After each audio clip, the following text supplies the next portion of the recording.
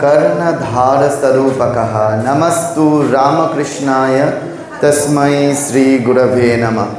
नन्दन्तु सर्वभूतानि शृण्वन्तु विजनेष्वपि स्वस्तिरस्तु सर्वभूतेषु निरतङ्कानि सन्तु च शिवमस्तु द्विजातीनां प्रीतिरस्तु परस्परं समृद्धि सर्ववर्णानां सिद्धिरस्तु च कर्मणा। आजकेर এই শিবজ্ঞানে জীবসেবা নামক সংগঠনের যে অনুষ্ঠানে পরন্ত বিকেলের অধিবেশনে আমাকে আসবার যে দুর্লভ সুযোগ করে দিয়েছে তার জন্য আমি আন্তরিকভাবে কৃতজ্ঞ। প্রথমেই যুগাবতার শ্রীরামকৃষ্ণদেব, যুগ জননী শ্রী শ্রী মা শারদা দেবী, যুগাচার্য স্বামী বিবেকানন্দের চরণে ভো ভো প্রণাম জানাই। মঞ্চে উপস্থিত রয়েছেন পরম পূজ্যপাদ শ্রীমৎ স্বামী অম্বিকেশানন্দজি মহারাজ, মহারাজের চরণে আমার ভূমিষ্ঠ প্রণাম। আর কিছুক্ষণ বাদেই মঞ্চে উপস্থিত হবেন অধ্যাপক অরিজিৎ সরকার মহোদয়, ওনাকে আমার আন্তরিক শ্রদ্ধা। এবং আপনারা যারা ঠাকুরমা স্বামীজির ভক্ত এবং ভাবানুরাগী তাদের প্রতি আমার যথাযোগ্য স্থানে শ্রদ্ধা জ্ঞাপন করছি। প্রথম যে শ্লোকটি দিয়ে শুরু করলাম, ভগবান শ্রীরামকৃষ্ণদেবের স্বরূপ বলা হয়েছে সংসার অর্ণব ঘোরে যা কর্ণধার স্বরূপকঃ। আমরা সকলে সংসার আশ্রমে রয়েছি। সেই সংসারটা কীরকম? অর্ণব মানে হচ্ছে সাগর, সাগরের সঙ্গে তুলনা করা হয়েছে।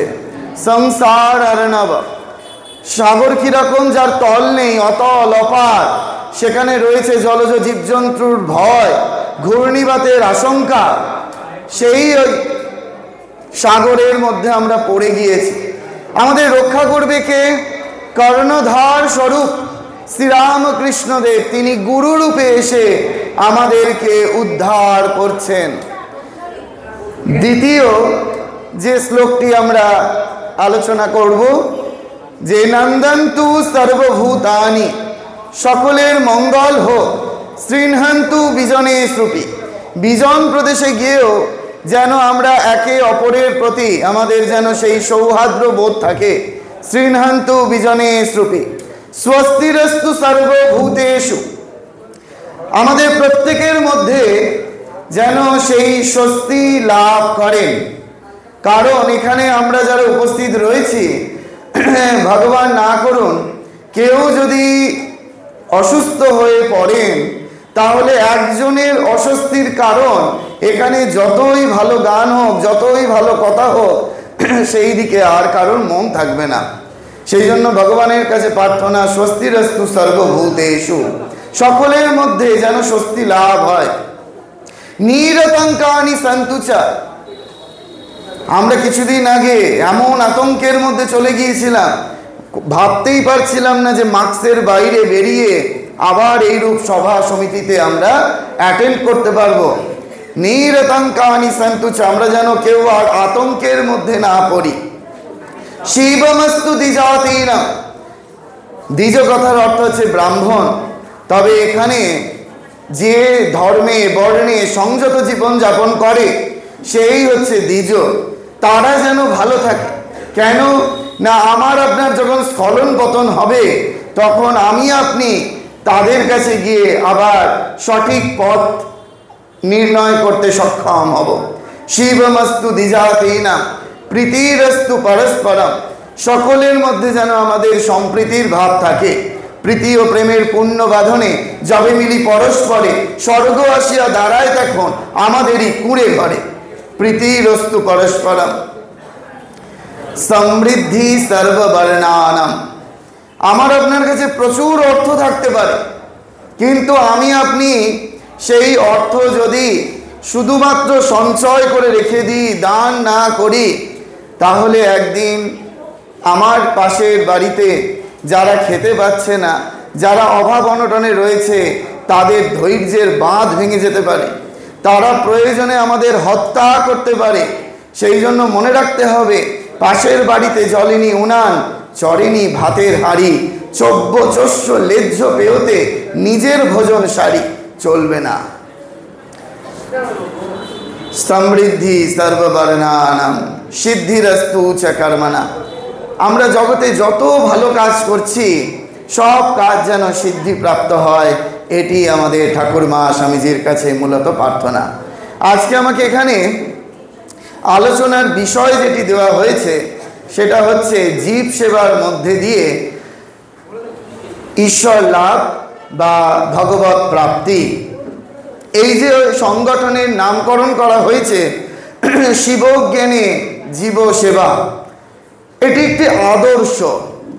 আমরা সকলেই জানি এই কথার উত্থাপনের প্রেক্ষাপটটা সেই দক্ষিণেশ্বরে বৈষ্ণব সমাজের মানুষজন এসেছেন, ঠাকুরের কাছে বসে আলোচনা করছেন। সেখানে বলতে বলতে বলে উঠলেন যে জীবে দয়া। ঠাকুর সঙ্গে সঙ্গে শুধরে দিচ্ছেন, বলছেন জীবে দয়া নয়, জীবে সেবা। এটা আমরা প্রত্যেকে জানি।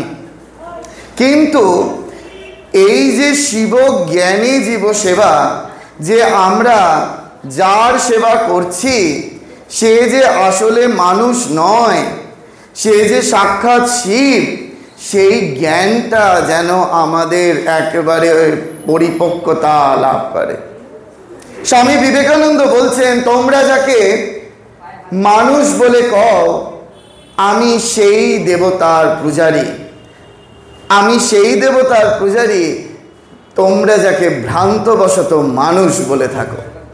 স্বামী বিবেকানন্দ বলছেন এই কথা, যে আমি সেই দেবতার পূজারী, তোমরা যাকে ভ্রান্তবশত মানুষ বলে থাকো।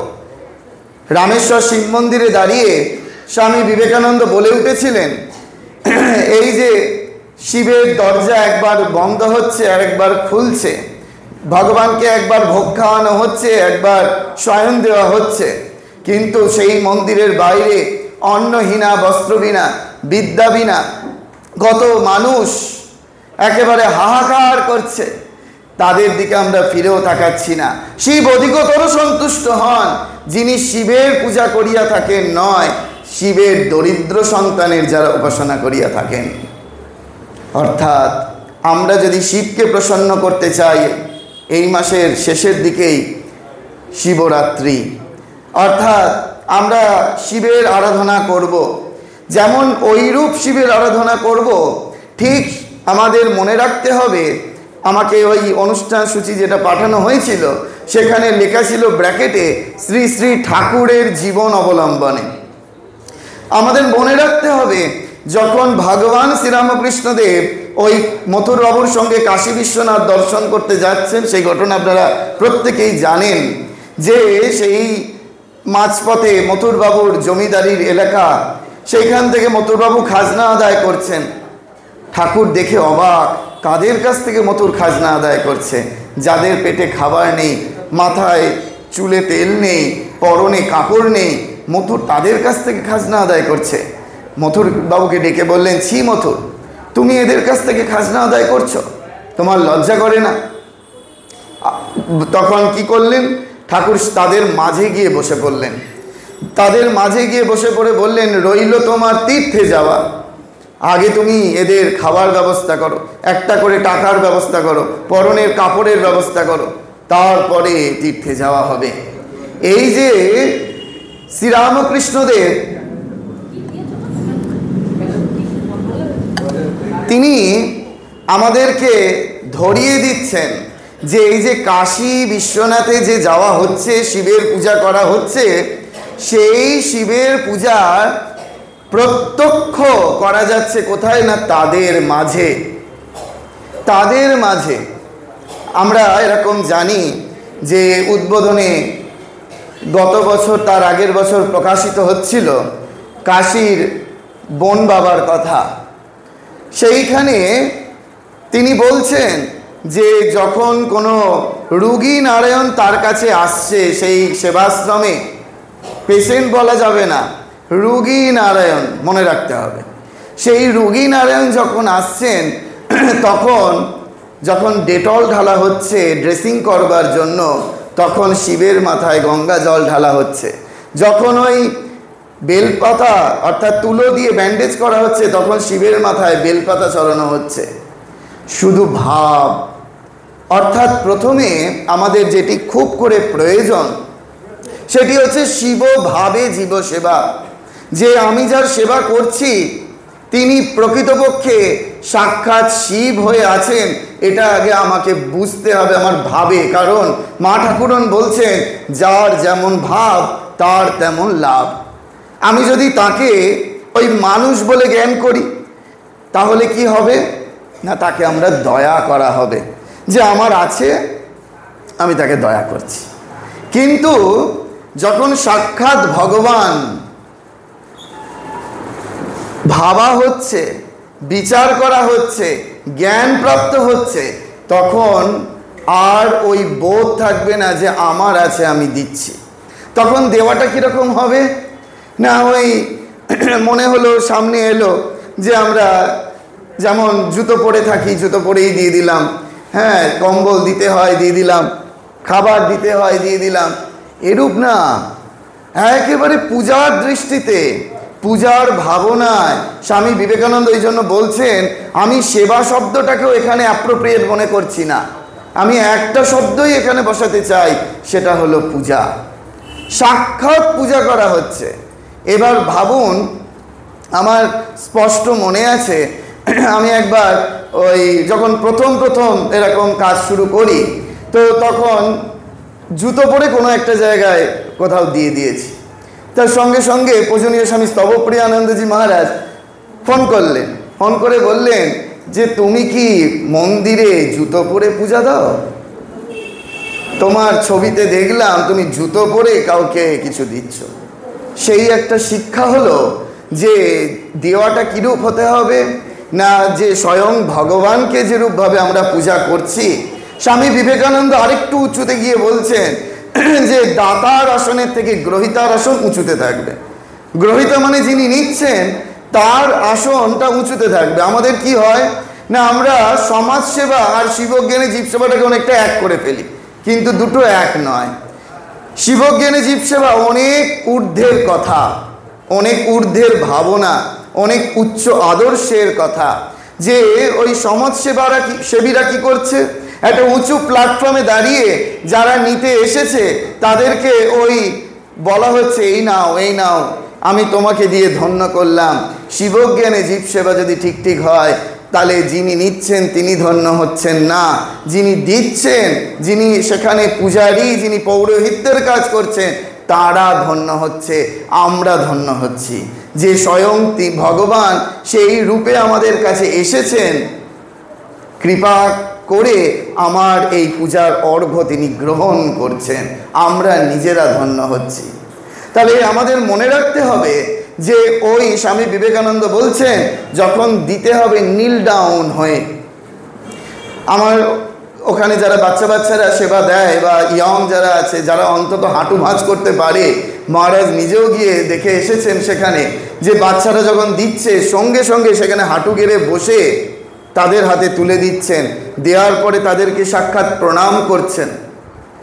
কেন না, ওইটি একেবারে মাথায় ঢুকিয়ে দেওয়া যে যাকে দেওয়া হচ্ছে ওই যে সেবা, সেই সেবাটা একেবারে সাক্ষাৎ জীবন্ত ভগবানের সেবা করা হচ্ছে। এটা আমাদের বারবার করে মনে রাখতে হবে।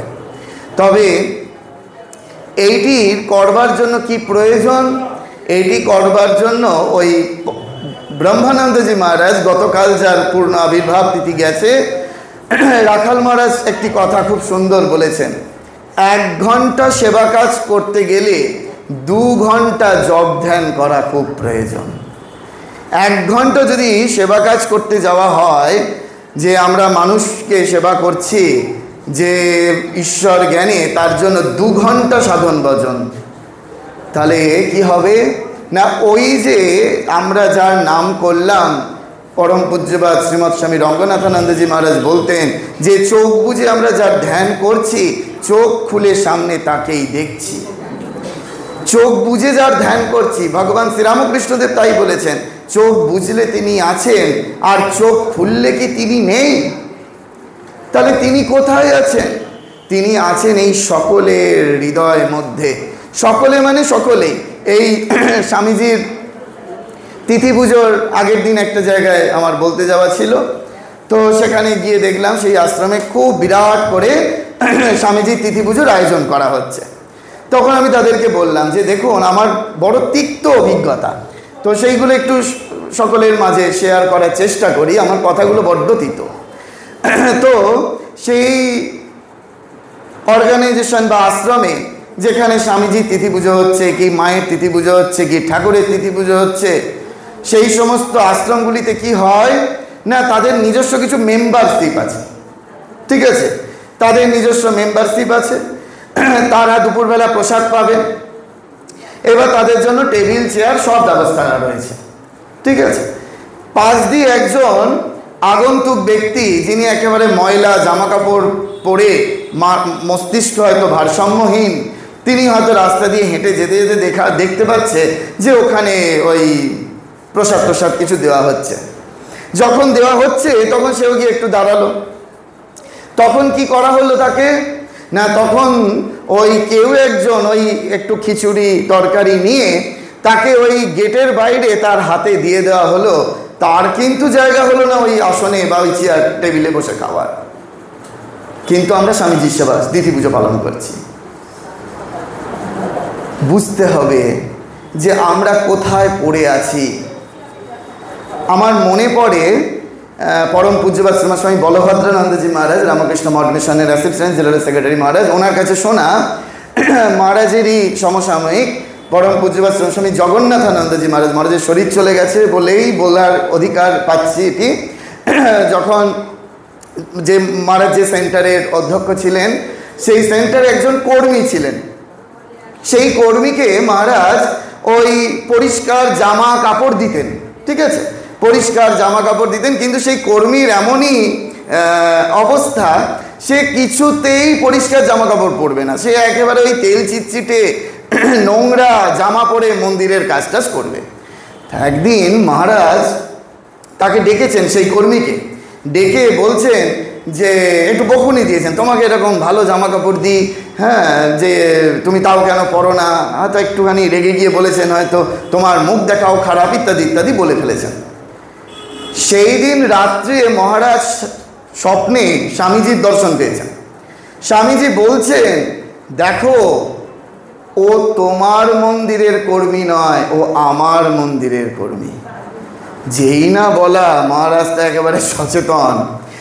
তারপরের দিনই একেবারে সেই কর্মীকে অফিসে ডেকে, বলতে তো পারছেন না যে স্বামীজি স্বপ্ন দিয়েছেন তাই তোমায় ডেকেছি, তাহলে আর কাজ করানো যাবে না, কিন্তু তাকে বলছেন, দেখো তোমায় কালকে এরকম বলে ফেলেছি, তুমি দুঃখ পাওনি তো, কষ্ট পাওনি তো, বলে একটু ভালো কিছু খাবার দাবার খাওয়ালেন। তাহলে বুঝতে হবে এই বেশি বছর আগের ঘটনা নয় এটা। তাহলে আমরা যে শিবজ্ঞানী জীব সেবা করার কথা ভাবছি বা শিবজ্ঞানী জীব সেবা করছি, এইটা অনেক উচ্চ আদর্শের কথা, অনেক উচ্চ আদর্শের কথা। আমি শুনেছি মহারাজদের কাছে, পরম পূজ্যপাদ স্বামী গহনানন্দজি মহারাজ সেবা প্রতিষ্ঠানে থাকাকালীন মহারাজ বলতেন যে দেখো, শিবজ্ঞানী জীব সেবা তো অনেক কঠিন ব্যাপার, তোমরা একটা কাজ করবে, তোমরা আত্মীয় জ্ঞানে জীব সেবা করবে, আত্মীয় জ্ঞানে জীব সেবা করবে। এটা মহারাজ প্রায়ই বলতেন ওখানকার স্টাফ ডক্টর যারা রয়েছে তাদের সকলকে। হলো কি, এরকম একটা ঘটনা যে একজন সরকারি আমলা, তিনি ভর্তি রয়েছেন, সেবা প্রতিষ্ঠানে ভর্তি হয়েছিলেন, তিনি সুস্থ হয়ে ফিরে গেছেন। 6 মাস বাদে তিনি ওই রাস্তা দিয়ে যাচ্ছেন, যেতে যেতে ওই সেবা প্রতিষ্ঠানে ঢুকলেন মহারাজের কাছে একটু দেখা করতে। এবার মহারাজের ঘরে তখন যে ডক্টরবাবু ওই তার ট্রিটমেন্টই করেছিলেন, তিনিও সেখানে ঘটনাচক্রে উপস্থিত রয়েছেন। এবার কথা বলতে বলতে ডাক্তারবাবুর সাথে ওই ভদ্রলোকের একটা, বাঙালিদের যা হয় লতায় পাতায় জড়িয়ে একটা সম্পর্ক, সেই সম্পর্কটা বেরিয়ে গিয়েছে। যেই রিলেটিভ মানে আত্মীয়, তার সম্পর্ক বেরিয়ে গেছে, সঙ্গে সঙ্গে ডাক্তারবাবু বলছেন, তখন কেন বলেননি। এখানেই ওই জায়গাটার সমাপ্তি। তারপর ভদ্রলোক চলে গেছেন, মহারাজ কথাটা ক্যাচ করেছেন। যখন ভদ্রলোক চলে গেছেন তখন ডাক্তারবাবুকে বলেছিলেন মহারাজ, আচ্ছা তখন বললে তুমি কি করতে? কারোর আর অপেক্ষা রাখে না, তখন বললে ডাক্তারবাবু কি করতেন? তখন মহারাজ বলছেন, ওই জন্যই তো আমি তোমাদেরকে শেখাই যে প্রত্যেকে যেই আসবে রোগী নারায়ণ তাদেরকে আত্মীয় জ্ঞানে সেবা করবে। বুঝতে পারছেন যে কতটা আমাদের আন্তরিক হতে হবে সেবা করতে গেলে। সেটা শুধু সেবা নয়, ওটা পূজা। সেই পূজার মধ্যে দিয়ে আমরা ঈশ্বর লাভ করতে পারবো, আমরা মুক্তি লাভ করতে পারবো। নচেত যদি দেওয়াটা শুধু দেওয়াই হয়, আমার বলতে কোনো অসুবিধা নাই।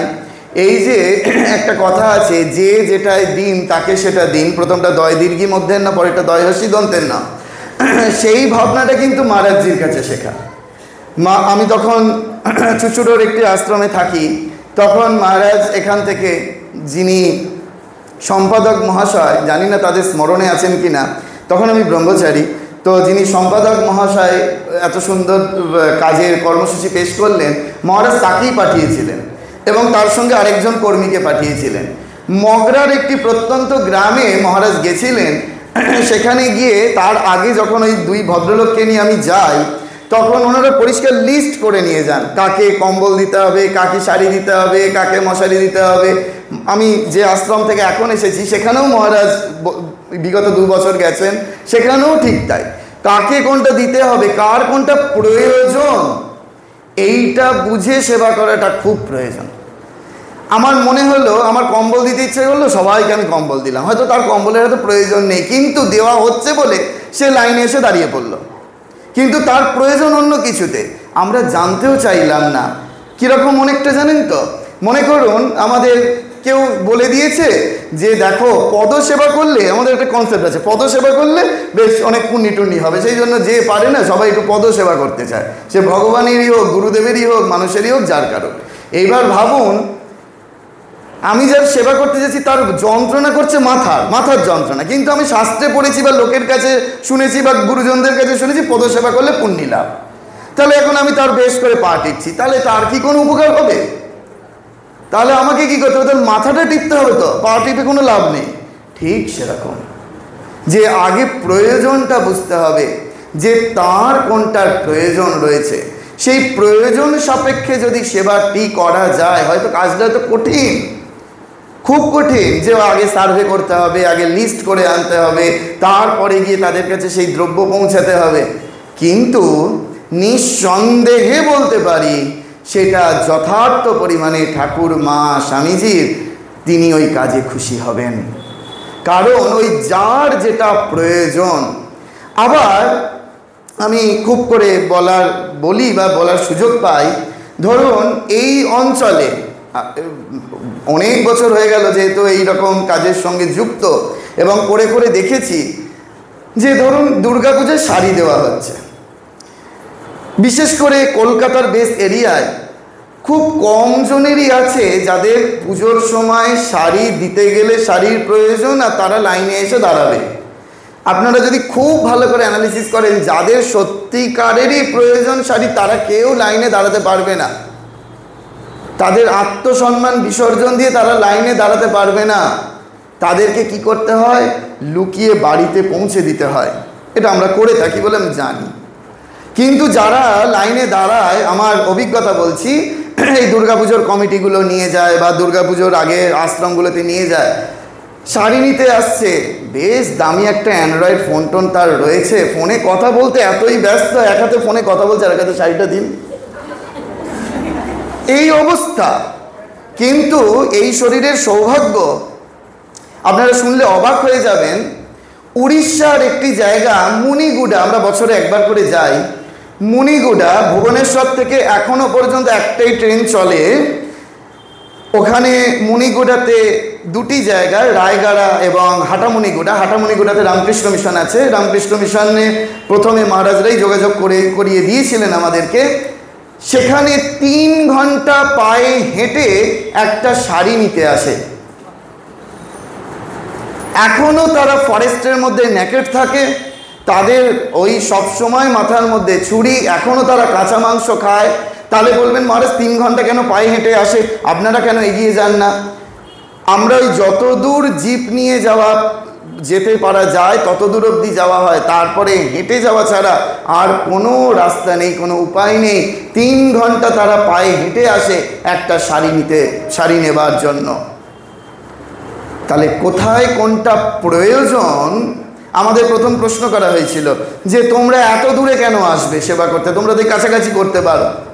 আমরা কাছাকাছি করি না যে তা নয়, কাছাকাছি করা হয় ওইটি বুঝে যে আমরা প্রথমে দেখতে হবে যে ঠাকুরমা স্বামীজি কোনটাতে খুশি হচ্ছেন।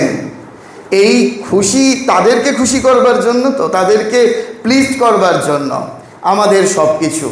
তস্মিন তুষ্টে জগৎ তুষ্টাম, যদি তাকে আমরা তুষ্ট করতে পারি তাহলে জগৎ তুষ্ট লাভ করবে, জগৎ সন্তুষ্ট হবে।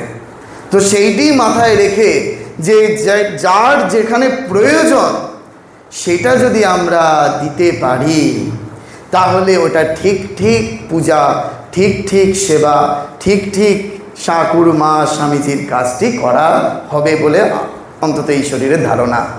সেই জন্য বারবার করে মনে রাখতে হবে যে ঠাকুরমা স্বামীজি আমাদের যেটি বলছেন, যেটি শেখাচ্ছেন, যে ওই শিবজ্ঞানে জীবসেবা, অর্থাৎ যে মানুষটি আমার সামনে আসছে তাকে সাক্ষাৎ শিব দৃষ্টি, তাকে সাক্ষাৎ শিব জ্ঞান করে যদি আমরা ঠিক ঠিকভাবে তার পূজা করতে পারি, তার সেবা করতে পারি, তাহলে আমরা ওই পরম লক্ষ্যের পথে, পরম মুক্তির পথে পৌঁছে যেতে পারি।